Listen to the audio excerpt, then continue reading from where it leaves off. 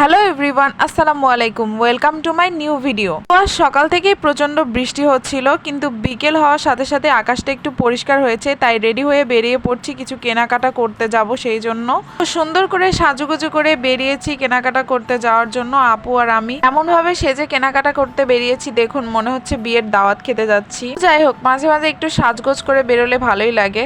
তো তারপরে রাস্তার এদিকে আসার পর দেখি এগুলো কি অবস্থা, রাস্তায় পুরো মানুষ দিয়ে একদম ভরে গেছে। কি হচ্ছে সেটা আমি বুঝতে পারছিলাম না, কিন্তু আজকে রাস্তায় কেন প্রচন্ড মানুষ ছিল, দেখে তো মনে হচ্ছে বড়সড় একটা আন্দোলন হচ্ছে, কিন্তু কি নিয়ে এটা আমি সেটাই বুঝতে পারছিলাম না। তারপরে কিছুক্ষণ পর জানতে পারি এটা হচ্ছে বিএনপির সমাবেশ ছিল। মানে এত পরিমাণ মানুষ এসেছে কি বলবো।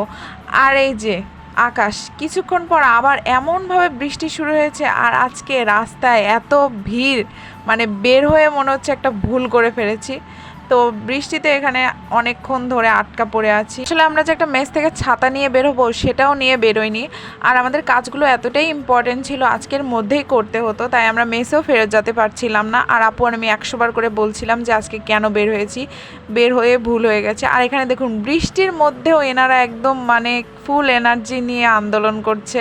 কে তো বৃষ্টি, তার উপর এখানে মানুষের ভিড়, মানে কি বলবো। আর এই যে চারপাশে যে বাসগুলো দেখতে পাচ্ছেন, এগুলো এক একটা এলাকার মানুষজন রিজার্ভ করে এনেছে, মানে বিভিন্ন জায়গা থেকে এখানে মানুষ এসেছে। তো তারপরে কিছুক্ষণ পর বৃষ্টিটা একটু থামে, আর এখানে রিক্সা খুঁজছিলাম। আমার মনে হচ্ছিল আমি রিক্সা খুঁজছিলাম না রত্ন খুঁজতেছিলাম, আমি তো সেটাই বুঝতে পারছিলাম না। মানে রিক্সায় পাওয়া যাচ্ছিল না। অনেকক্ষণ পর অনেক কষ্টে একটা রিক্সা পেয়ে আমার মনে হচ্ছিল আমি আলাদিনের চেরাগ পেয়ে গেছে, আমার এত খুশি লাগতেছিল। আজকে রাস্তায় যে কি পরিমাণ জ্যাম, এখান থেকে রানা প্লাজা আসতে লাগে 10 মিনিট, সেখানে আসতে লেগেছে আধা ঘন্টা। মানে কোন ভিতর দিয়ে ঘুরিয়ে ঘুরিয়ে আসতে হয়েছে। তো যাই হোক, ফাইনালি রানা প্লাজা চলে এসেছি। আমার এখানে আসেই খুব ভালো লাগতেছিল। তারপরে চলে গেলাম কসমেটিকের দোকানে। এখানে আপু হচ্ছে কিছু জিনিস কিনবে, তো তাই জন্যই কসমেটিকের দোকানে আসা। তারপরে আপু হচ্ছে এই সিরামগুলো দেখছিলাম, এই সিরামগুলো আপু কিনবে। এগুলো সব ভিটামিন সি সিরাম। তো এটাই আমরা কনফিউজ হয়ে গেছিলাম যে কোনটা কিনবো, যদিও আপু দেখে এসেছে কোনটা কিনবে, কিন্তু তবুও আমরা সবগুলোই ভালো ভালো করে দেখছিলাম। এখানে সবগুলো ভালো ভালো সিরাম ছিল। তো আপু এগুলো সিরাম দেখছিল, আর আমার তো জুয়েলারির প্রতি একটা অবসেশন আছে। তো আমি আবার দোকানের জুয়েলারিগুলো দেখছিলাম। আমার জুয়েলারি, কানের দুল এত পরিমাণ ভালো লাগে, মানে আমার দুর্বলতার জায়গা হচ্ছে কানের দুল, ওটা দেখলে আমি পাগল হয়ে যাই। তো এই দোকানে অনেক সুন্দর সুন্দর দুল দেখছিলাম, আমি সেটাই ঘুরিয়ে ঘুরিয়ে দেখছিলাম। কসমেটিকের দোকানের কাজগুলো কমপ্লিট করে আমরা চলে গেলাম শম্পা মার্টে। আর শম্পা মার্টের এই ফ্রোজেন খাবারগুলো দেখলে আমার খুব ভালো লাগে, কিন্তু আমাদের মেসে ফ্রিজ নাই, তাই আমি এগুলো নিতে পারি না। যদি ফ্রিজ থাকলো তাহলে অবশ্যই আমি নিতাম, নিয়ে আমি মাঝরাতে কিছু না কিছু বানিয়ে খেতাম, কারণ আমার মাঝরাতে প্রচণ্ড ক্ষুধা লাগে। তো তারপরে চলে আসলাম এদের এই খাবারের সেকশনগুলোতে। আর এই চকলেটের সেকশনটা যে আমার কি ভালো লাগে, মানে আমি কি বলবো। আসলে আমি এটা পুরোটাই ঘুরিয়ে ঘুরিয়ে দেখছিলাম যে কি নেওয়া যায়। তারপরে চলে আসলাম এই যে নুডলসের কর্নারে, এখানে অনেক ধরনের নুডলস আছে। তারপরে আমি আবার চলে আসলাম এই চকলেটের কর্নারে। আসলে এটার প্রতি আমার একটা টান আছে, আমার মনে হয় এটা আমাকে চুম্বকের মতো আকর্ষণ করে। আমার মনে হয় আমার যখন অনেক টাকা হবে তখন আমি এই সমস্ত চকলেট কিনে খাবো। আমার এই চকলেটের প্রতি ভালোবাসা কোনোদিনই কমবে না। তো যাই হোক, আমি আমার দুর্বলতার জায়গাটা থেকে তাড়াতাড়ি চলে আসলাম। তারপর আমি এখানে আবার কিটক্যাট দেখাচ্ছিলাম। আসলে কিটক্যাট কেন জানি না আমার খেতে ভালো লাগে না, তো আমি আবার সেটাই দেখাচ্ছিলাম। ফিউজটাও খেতে ভালো লাগে না। তো তারপরে এখান থেকে কিছু কেনাকাটা করে বেরিয়ে পড়লাম। রানা প্লাজা থেকে বেরিয়ে আমরা এই দিকে চলে আসলাম। আর এখন কিন্তু সন্ধ্যা, আর সন্ধ্যা হলে আমার ভাজাভুজি খেতে খুব ভালো লাগে। ভাজাভুজি খাবার দাবার আমার খুব পছন্দ। তো এই দোকানটা দেখলাম অনেক কিছু পাওয়া যাচ্ছিলো, তো এখান থেকে দুটো ডিমের চপ নিলাম। একটা আপু খাবে, একটা আমি খাবো। ডিমের চপগুলো খেতে আমার খুব ভালো লেগেছে। তারপরে আমি এখানে একটা আলুর চপ আর একটা পুরি নিলাম।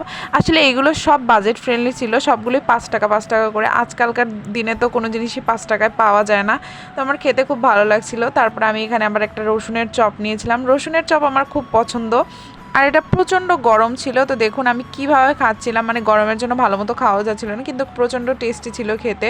তো খাওয়া দাওয়া কমপ্লিট করে আমি আর আপু চলে গেলাম কাঁঠালতলায়। আসলে এখানেও কিছু জিনিস কিনবো, তো তাই জন্য কাঁঠালতলায় চলে আসলাম। এখানে এখন যাব স্টেশনারির দোকানে, আপু কিছু কালার কিনবে। তো এই তো এখানে অনেকগুলো অ্যাক্রিলিক কালার দেখছিলাম। এখানে বিভিন্ন ব্র্যান্ডের অ্যাক্রিলিক কালার ছিল। 12টার সেট ছিল, 24টার ছিল, 6টার ছিল। তো আপু আবার এখানে দেখছিল, আসলে আমার আপু আবার আর্টিস্ট, ওনার আর্টের হাত প্রচণ্ড ভালো। তো উনি আবার ক্যানভাসে একটু আঁকিবুকি করবে, তো সেই জন্য এই কালারগুলো সিলেক্ট করছিল। তো ফাইনালি এই কালারটা নিল আর এই যে এই ক্যানভাসটা সিলেক্ট করলো। তো এইগুলো কেনার সময় আমি আমার আপুকে বলছিলাম যে কালার করার সময় আমাকে ডাক দিবেন, আমি ভিডিও করব। আসলে আপু কিন্তু অনেক সুন্দর আর্ট করতে পারে। তো যাই হোক, এগুলো কেনাকাটা কমপ্লিট করে এখন আবার এই স্টেশনারির দোকান থেকে বেরিয়ে আবার যাচ্ছি বইয়ের দোকানে। এখানে আবার বইও কিনতে হবে। আসলে আমিও একটা বই কিনবো আর আপুও বই কিনবে। আপু কিনবে মূলত চাকরির বই আর আমি হচ্ছে আমার একটা অ্যাডমিশনের বই কিনবো। তো এখানে আপু আবার হচ্ছে এই যে এই 3টা বই সিলেক্ট করলো, এই 3টা বই কিনবে।